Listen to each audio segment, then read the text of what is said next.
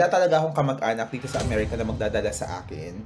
Wala talaga. Hindi ko naman carry ang afam. Hindi ko makakalimutan yung sacrifice ko kasi binabike ko lang dati yung barangay namin. Computer shop, I think nasa 5 kilometers din, 5 to 6 kilometers. Malayo siya. Hindi ko kasi alam na pag nag-sign up ka pala sa Avant, hindi ka na pwedeng mag-back out. Kasi kung babayaran mo yung nagastos na sa'yo. Hindi ko alam na may ganong rule kasi baka matatakot akong mag-take. You know, kasi pag pumagsa ako, wala akong pambayad. So, I will not try. My whole journey na pagpunta sa Amerika, I never said it to anybody. Yung parang hindi ko siya masyadong ina-announce. Pumasa ako ng NCLEX, hindi ko siya in-announce. Nung pumasa ako ng IELTS, hindi ko siya in-announce. Kasi ayoko yung makaka-pressure yung ibang tao sa, paano kung di ako nakapunta? Parang ganun, may pressure. I think, mas maganda na i-keep mo yung sarili mo, yung mga big plans mo, because sa totoo lang, ikaw lang na mahaharap sa mga plano mo, wala naman ng iba. It's you and God. Welcome to Linguist Access Podcast, where we all get together to learn more about inspiring stories behind every journey that will give you the courage to push past challenges and overcome obstacles, all for God's glory, with your host, Shalini Oritaves. Hi everyone! Welcome to Linguist Access Podcast. My name is Sha. Today our guest is Nars Joni. We will be talking about his journey to becoming a U.S. nurse, a successful nurse here in the U.S., the ups and downs, and a whole lot more. Okay, so by the way, he graduated 2010 and he worked as a nurse in the Philippines for 7 years. Right now, he's been working in the US for 3 years, 3 consecutive years. And of course, I think everyone's dream is to work in California as a US RN. So he is now fulfilling that dreams. I think so, or I believe so. Okay, hi, Nars Joni. Welcome to the show. Thank you so much for inviting me. It's a privilege po. I really looking forward for this interview. Kaya, thank God nagkaroon ako ng time. Yes, sobrang busy ni Nars Joni. He has to juggle work at the same time he's vlogging. And it's been a blessing to me also that he replied because I know everyone wants to interview him and wants to know about his success story. So I am just so grateful that he really, replied to me right away. Awesome. So before we continue, is there anything that I miss on your bio that you want our listeners or viewers to know? Well, masyado na miss, but I grew up in Tarlac, and yes, and I graduated correct in 2010 sa Tarlac State University ng nursing. And then nag-start ako na working as a nurse sa Tarlac Provincial Hospital in 2014. Kasi nung panahon ng 2010 is napakadaming nurses. Yun yung super dami na may volunteer work.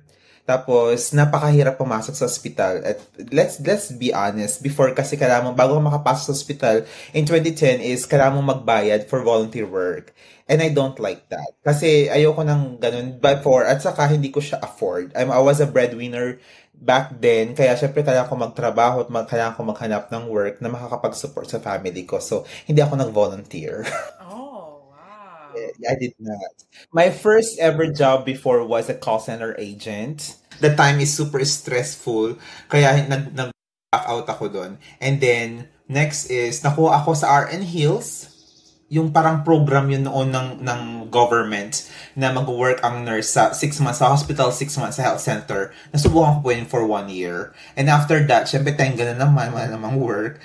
I think my next job was as instructor sa mga caregivers sa Paniki Tarlac dati. And I don't know how long was that. And after noon, syempre ang liit-liit ng sahod. 6,000 lang ang sahod ko noon. Oh, goodness. Gosh, per month. 6,000? No, 3,000 per month. I'm not joking. Noon yun, as an instructor ng caregiver, syempre nakaka-depress naman yung moment na yun. And then I tried to find job again. And then I was so fortunate na makapagturo ako ng English din sa mga Korean and Japanese for almost 3 years. At doon, nag-start ako, ang sahod ko is 6,000 din. Oh, Start hanggang lumaki siya. Pinakamalaki is 10. I can't remember. And then, fortunately, nakuha ako sa Tarlac Provincial Hospital after 4 years as ayun, not right away. O, 'di ba? Parang if you are going to listen to his story, sa Philippines pa lang, ang dami ng ups and downs, no?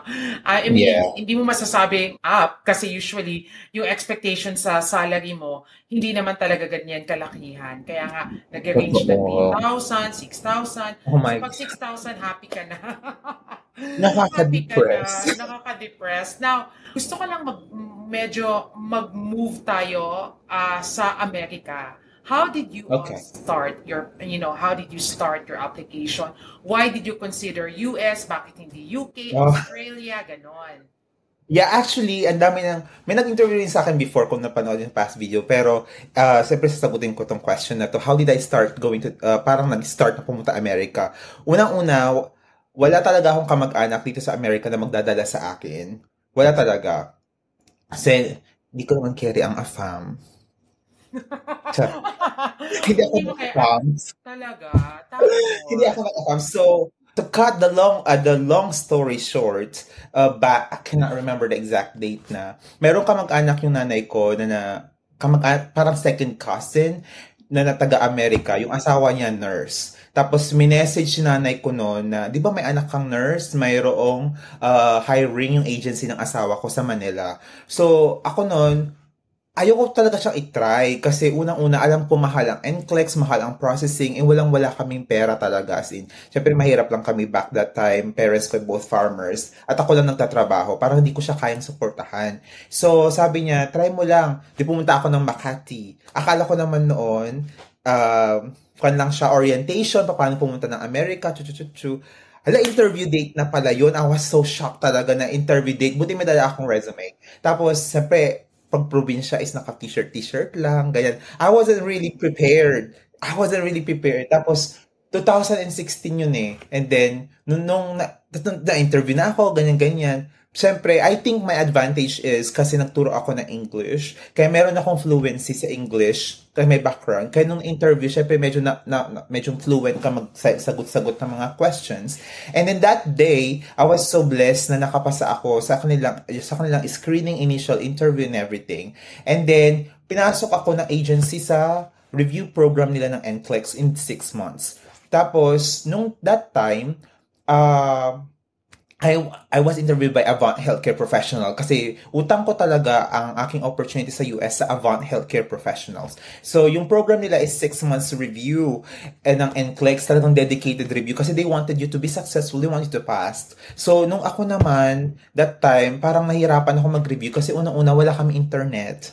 Kailangan mo ng internet to review the NCLEX. So, what I did is nagre-review ako sa computer shops within 6 months as many time as I can kasi ayoko namang i-miss yung mga lesson. Ang dami talaga, sobrang stress ko nun kasi hindi ko kayang pagsabay nagtatrabaho ako sa ospital. Tapos, nagre-review ako ng NCLEX. So, pag ang duty ko is 3:11, umaga ako nagre-review sa computer shop. I remember this. Hindi ko to makakalimutan yung sacrifice ko kasi binabike ko lang dati yung barangay namin to. Computer shop. May mga time na ganun kasi siyempre hindi naman ganun kalaki ang sahod ng nurse sa Pinas. okay. And then super binabike ko lang siya. I think nasa 5 kilometers din, 5 to 6 kilometers. Malayo siya. Kung may nanonood dito is, I'm from Bawa, Herona, Tarlac. Nagre-review ako sa Herona, sa bayan. So, malayo yun. Hindi siya ganun kalapit. So, pag duty ko naman is morning 7 to 3. Pagka uwi ko ng duty, dumadaan ako sa computer shop, tinatapos ko yung mga module. Pag may time, usually dedicate ako before ng 1 hour to 2 hours. Siyempre, magbabayad ka na naman sa computer shop. 30 pesos per hour yun. Siyempre, ang laki-laki ng 60 pesos before for me. Kaya pag may extra money, nag-extra time talaga ako. And then 6 months passed. Di parang, grabe, super review. And then, nag-take na ako ng NCLEX sa Manila. And fortunately, I passed on my first take. Yun. And I was so happy kasi sabi ko, ay, ito na pala yun. Ito na i-start. Totoo na. Ipupush ko na kasi hindi ko kasi alam na pag nag-sign up ka pala sa Avant, hindi ka na pwedeng mag-back out. Kasi kung babayaran mo yung nagastos na sa'yo. Hindi ko alam na may ganong rule. And I'm very thankful na hindi ko alam na yung may ganong rule. Kasi baka matatakot akong mag-take. You know, kasi wala akong pambayad sa Ba't akong pambayad pag pumagsak ako? Wala akong pambayad. So, I will not try. Buti na lang hindi ko alam. Hindi ko alam yung rule na yon. And I'm so happy kasi I tried it and tried and tried. Yes, and I sacrificed. And then yung pumasa ako. Talagang kailangan mo may dedicate ang review sa NCLEX kasi yun yung pinaka first step. So, kinat off ko yung, hindi naman kinat off, pero binawasan ko yung pamamasyal, yung with friends, kasi nag-focus talaga ako sa review. And then during rest day, pag off mo ganyan, nagbabasa ako ng libro, para mandagdag lang ba dun sa knowledge na kamo, para maipasa mo yung exam. And then after nung NCLEX, syempre, meron na namang next step is IELTS. I know I can take it. Parang kayang-kaya siguro kasi may background. Parang ganun. Kayang-kaya ko naman siguro. Parang sinasabi ko sa sarili ko. But the problem is wala akong pera. So, ang ginawa ko na naman is ang hirap kasi, sa totoo lang, napakahirap nang wala kang budget na magpunta sa ibang bansa. Lalo wala naman magsusupport sa akin. So, ang ginawa ko na naman is umutang na naman ako sa pinsan ko nagtatrabaho sa Taiwan. Nanonood siya ngayon. I'm so thankful of him. Kasi sabi ko sa kanya, pautang naman ko. Kung kanino-kanino ako umuutang nun. Pero syempre, mahirap talagang humiram sa mga nahirap. Siyempre, mahirap talaga humiram basically. So, ako naman, sinabi ko sa pinsan ko na pagpapahiramin mo ako, pagtutulungan mo ako sa exam, ako na magpapaaral sa anak mo in college. Hindi ko na ma-expect na makakapunta ako. High school pa lang siya. But anyway, sabi ko, sige, wag na kitang pahiramin, sabi niya. Bibigyan kita ng pang-exam mo, pero in the future, pag nakapunta ka ng Amerika, ipagtutulungan mo magpaaral sa anak ko. Sabi niya, ako naman, sure! Sure, sabi ko. Kasi I don't wanna miss this opportunity. Sabi ko na, gusto ko na talaga mag-take. Kasi pinipressure na rin ako ng Avant noon kasi wala talaga akong pang-exam. And then yun, pumasa na naman ako. Siyempre, wala naman akong pang-review. So, nag-review na ako, nag-self-review lang ako sa IELTS. And thank God, I got a score of 8.0 sa exam. Kasi, siyempre, kailangan mo mag-focus na naman sa review. And I thank God kasi kahit paano, ginaid niya ako kung paano makapasa sa exam. My whole journey na pagpunta sa Amerika, I never said it to anybody. Yung parang hindi ko siya masyadong ina-announce. Pumasa ako ng NCLEX, hindi ko siya ina-announce. Nung pumasa ako ng IELTS, hindi ko siya ina-announce. Sinabi ko lang yun sa mga taong kailangan ko ng tulong kagaya nung pinsan kong kailangan magpahiram sa akin. Sabi ko, wag mo na sabihin na may exam ako sa US, like that. So, kaya nagsabi ako sa kanya. Pero I did not announce it to anybody. Kasi ayoko yung makaka-pressure yung ibang tao sa, paano kung di ako nakapunta? Parang ganun may pressure. I think, mas maganda na i-keep mo yung sarili mo kasi sa yung mga big plans mo because sa totoo lang ikaw lang na mahaharap sa mga plano mo, wala naman ng iba. It's you and God. Sa totoo lang, even my family, they didn't know. Alam nila siguro na nagpasa ako noong 2014 pero hindi nila 2016 pero hindi nila alam na continuous pa yung process. Hindi nila alam, wala silang idea. As in, and then like sa bahay mo, pag uwi mo, mag-aaral ka. So, light lang, hindi masyado discreet. My parents, ang parents ko kasi is both farmers. Hindi naman sila nagtatanong kung anong ginagawa. Siyempre, ng mga parents naman, focus na lang kung anong ginagawa nila sa buhay. They never asked me, actually. Kaya, yun, I thank God. I really thank God. Tas beyond happy talaga ako. More beyond happiness. Hindi ko maipaliwanag yung kasiyahan ko once I got my visa. I went home. Sinabi ko na rin to before, sinabi ko lang sa parents ko na may visa, na papunta na ako ng Amerika nung na-approve na yung visa ko. So I went to our house, dumaan na ako ng SM, bumili ng bagahe, and then, mother, my visa is approved. Gunner. And then my mom cried so much kasi hindi niya in-expect na continuous pala yung journey ko papunta US. Sabi ko, pumasa na ako, may visa na ako, and then we cried both. Yeah, that took me from 2016 to 2021. Medyo matagal siya kasi retrogression that time. Pero hindi ka nagdalawang isip. Nasa 5 years na yan, if you think about it. You know, no, I did not. Pumunta ng Saudi, ng Dubai, ng... No. I mean, actually, bago ko i-start yung journey ko sa US, I was planning to go to UK. Gaso, nung araw na magtitake, I think weeks, basta araw na magtitake ako nung, I forgot their exam. May exam na akong i-take na, basta may exam na i-take. Yeah, CBT, computer-based test. Yeah, I think that was it. Pero ayan, na-opera ako. Nalurk ako. Okay, now, Pwede ko sabihin ko ano operation yun. okay, no Meron problem. akong operation na nangyari. Oh my gosh, hindi ko siya natuloy. I was so depressed for 6 months. And then sabi ko, ala, I wanna try more. I wanna go more. Sabi ko, kaso wala, na-depressed ako. Hindi ko na siya tinubukan. And then after nan, I think 6 months later on, I tried sa Saudi. Hindi ako tinawagan. Talaga? Imagine that. I don't know. Di ako tinawagan. Ano ba yan? Di ako tinawagan ng Saudi. So, I think hindi ako pumasa, obviously, sa interview nila sa Manila. Aha. But, thank God din na hindi ako nakapunta ng Saudi. Kaya nga, so nakafocus ka talaga. Nakafocus Yes, and then ka. nung nag-take ako ng NCLEX, nung pumasa na ako, doon ko lang talaga nalaman na hindi na pwede mag-back out sa Avant at babayaran mo sila. Siyempre, hindi na ako sabi ko, ay, ang destination ko na talaga is America. My destination is America. I have no choice but God planted me to go to America. God destined me to go to America. Sabi ko, yun na lang. Sabi ko, hindi ako malis sa Pilipinas. Tiniis ko na lang yung sitwasyon ko sa Pilipinas, which is, I was so grateful. My experience sa Pinas, hindi ko makakalimutan. It prepared me sa haharapin kong experiences sa US. So, Knowing that you work in a provincial hospital and then you are working in the US, and I know that there's a huge difference. Talagang magkaiba. So, how did that experience way back home na na-apply mo sa experience or sa trabaho mo dito sa US? I think napakalaking bagay na Pilipino tayo na natural sa atin ang pagiging mabait. I mean, pagiging caring sa pasyente. When I was in the Philippines, talagang na-test ang patience ko.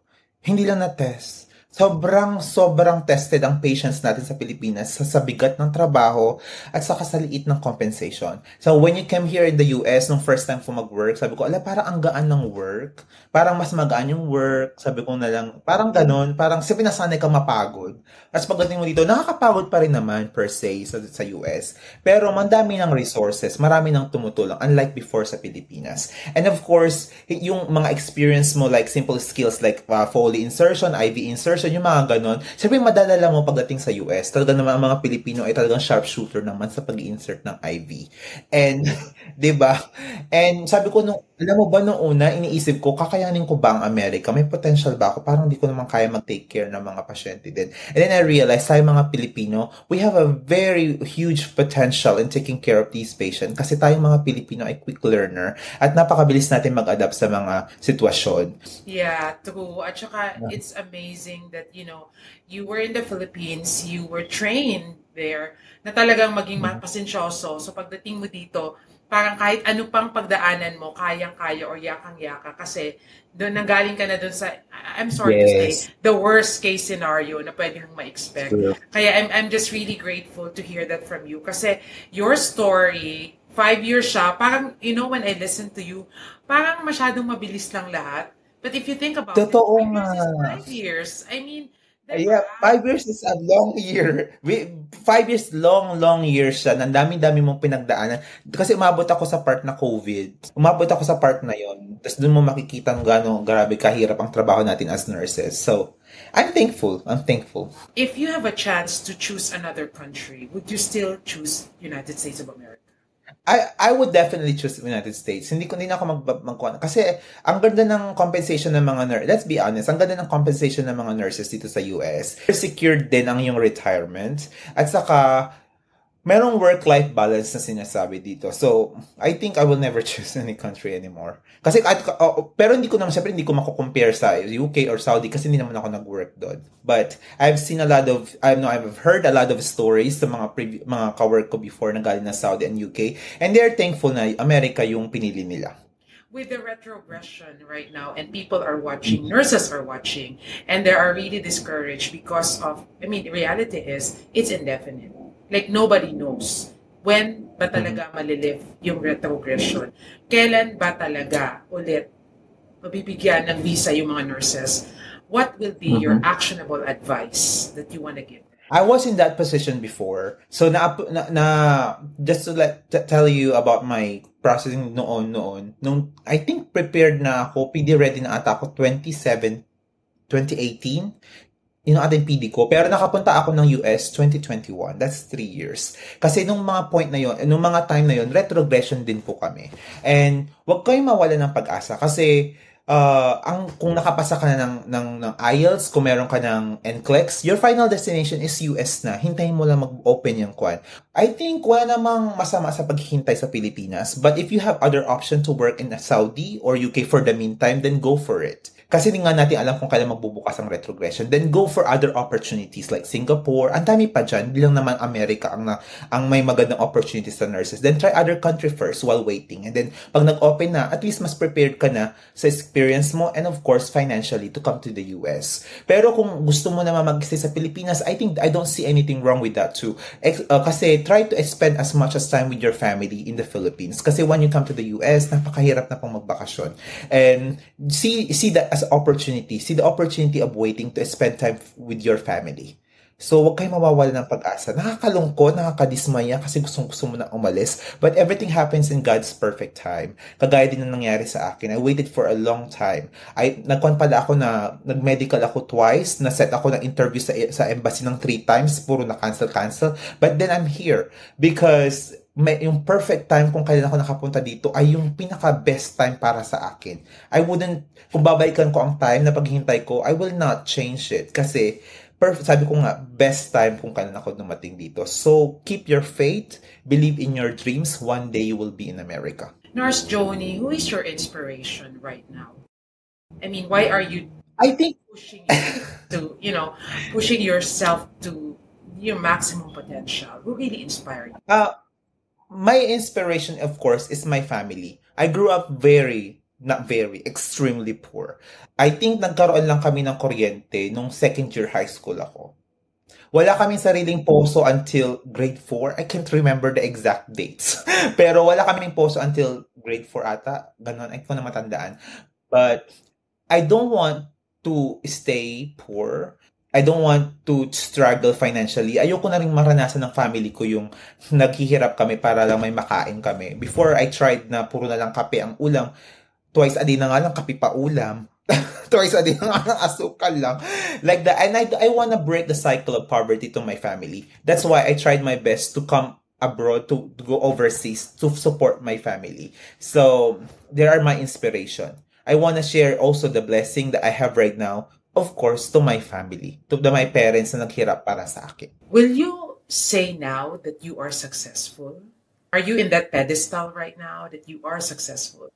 Para sa akin, ang pagiging successful is a continuous process. Hindi lang siya, andito na ako sa America, successful na ako. Because at the back of cameras, ang dami ko pa rin struggle sa buhay. Ang dami ko pa rin mga problem na kailangan ayusin. I reached one of my goals in life, pero I wouldn't say I'm very successful right now. Kasi sabi ko nga, it's a continuous process. Yeah, that's true. That, it's a continuous process. Kasi the moment that you stop being motivated to fulfill more what you can do for yourself, that's actually when you're dead, supposedly. So it's the same thing with learning. It is continuous. So the same goes with success. You cannot be stagnant, no? Na ito na, okay na ako. Wala, hindi ko na, ito na, nag-reach ko na. So you won't feel that kung ganun ka na, nasa level ka na nun, you will not strive harder. So I think, correct. That's also my thing. Now, success is a continuous process. Now, yes. What's your perspective about work-life balance? Kasi dito sa US,